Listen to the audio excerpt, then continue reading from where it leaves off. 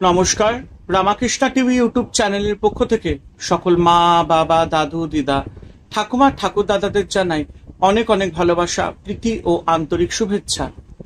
সবাই ভালো আছেন, ভালো থাকবেন। আমি আবারও চলে এসেছি শ্রী শ্রী রামকৃষ্ণ মিশনের শ্রীমদ্ ভগবদ গীতা সম্পর্কে আলোচনা করতে, যা সহজ সরল অনুবাদ ও ব্যাখ্যা করেছেন স্বামী লোকেশ্বরানন্দ মহারাজজি এবং সংকলন ও সম্পাদনা করেছেন স্বামী চিদরূপানন্দ মহারাজজি। আজকে আমরা আলোচনা করব শ্রীমদ্ ভগবদ গীতার থেকে সপ্তম অধ্যায় জ্ঞান বিজ্ঞান যোগ থেকে 27 এবং 28 নম্বর শ্লোক। এবং একটি কথা বলবো, যারা যারা আমার আগের শ্রীমদ্ ভগবদ গীতার শ্লোক পাঠে ভিডিওগুলি মিস করেছেন, অবশ্যই রামাকৃষ্ণ টিভি ইউটিউব চ্যানেলে শ্রীমদ্ ভগবদ গীতা প্লে লিস্টে গিয়ে সেই আগের শ্লোকের ভিডিওগুলি দেখে নিতে পারবেন। তো চলুন আজকের আলোচনা শ্রীমদ্ ভগবদ গীতার থেকে জ্ঞান বিজ্ঞান যোগ সপ্তম অধ্যায় থেকে 27 এবং 28 নম্বর শ্লোক। প্রথমে 27 নম্বর শ্লোক আমরা আলোচনা করব। ইচ্ছা দেশ সমুত্থেন দ্বন্দ্ব মোহেন ভারত সর্বভূতানি সম্মোহং স্বর্গে জানতি পরন্তপ।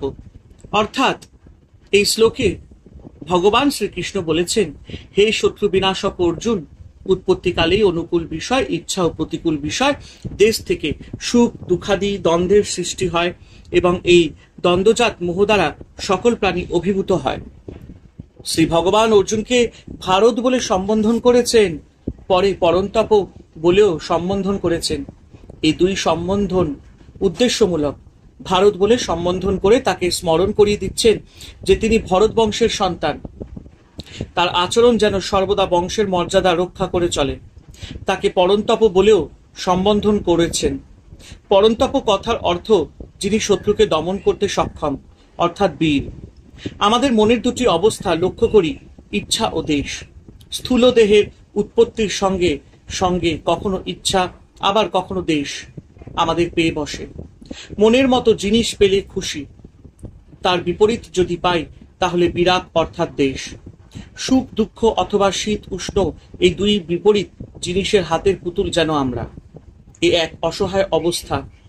আমরা সব সম্মোহিত জাদুকরের খেলার বস্তু।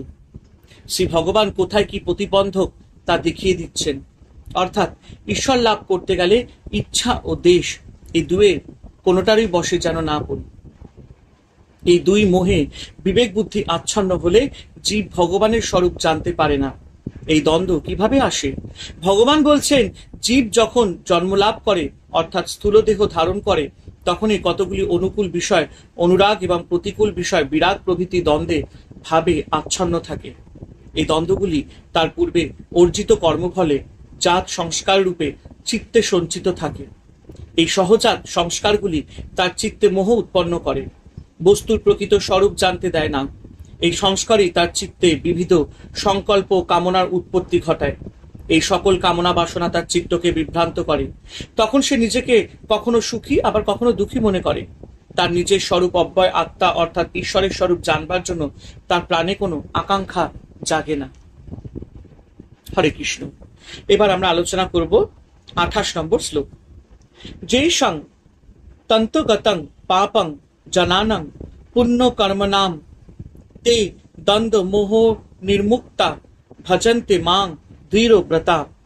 অর্থাৎ ভগবান শ্রীকৃষ্ণ বলছেন, কিন্তু যে সকল সুকৃতকারী ব্যক্তিদের পূর্ব জন্মার্জিত পাপ বিনষ্ট হয়েছে, তারা দ্বন্দ্ব মোহ মুক্ত হয়ে দৃঢ় নিষ্ঠার সঙ্গে আমার ভজনা করেন। আমরাই আমাদের ভাগ্য বিধাতা। আমরা চিরকাল অজ্ঞানে দ্বারা আবদ্ধ থাকব না। এক সময় হয়তো একজন অনেক অন্যায় করেছে, পরে তার অনুতাপ হয়েছে।